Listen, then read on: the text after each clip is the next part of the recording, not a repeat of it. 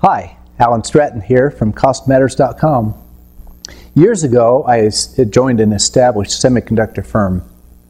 The firm was constructing a brand new manufacturing facility. In the industry, this is a wafer fab in which to make electronic circuits on silicon wafers. Wafer manufacturing facilities are enormously expensive.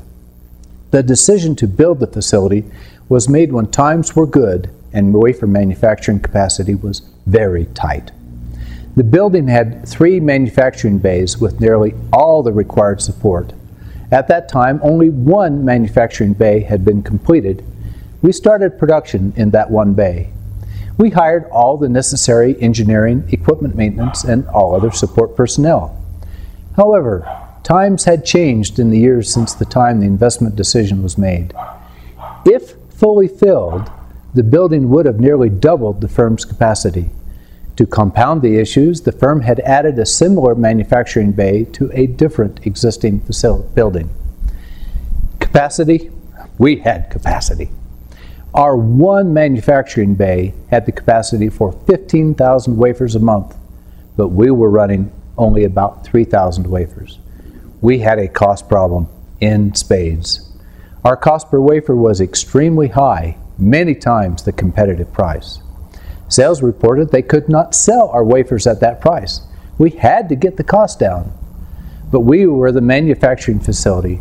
With all the cost of capacity, we could not cut cost enough to be competitive. Stepping back from the details, the decision had been made years before. Who made the decision? Obviously, a decision of this magnitude went clear up to the board of directors. In effect, a business team had decided that the firm needed the capacity and was willing to take the risk. Obviously, the business team felt that they could sell enough products to make the investment pay off. Otherwise, the decision would have clearly been a stupid one. Now, a different team was actually operating the facility. A manufacturing team with different responsibilities and different expertise. Our job was to make all the wafers sales could sell with the right quality, delivery requirements, and as efficiently as possible. But we could not actually sell product. That responsibility belonged to the business team. Putting it another way, the manufacturing team's responsibility was to use the capacity productively with a minimum of non-productive use of the capacity. Let's color code these capacity states. Let's do green for productive, red for non-productive, and yellow for idle. Non-productive use of capacity includes yield, waste, equipment setup, equipment maintenance, etc. Given that we had orders for products, our job was to make capacity productive, or green. Green means go, red means stop, yellow means caution or opportunity. Also, we as the manufacturing team could reduce non-productive capacity by improving our processes.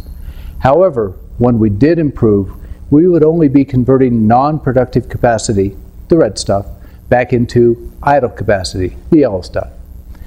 From a capacity point of view, the improvements did nothing to our bottom line. We only created additional opportunities for the business team to sell more products. We, the manufacturing team, should have been responsible for only these uses of capacity, the red and the green.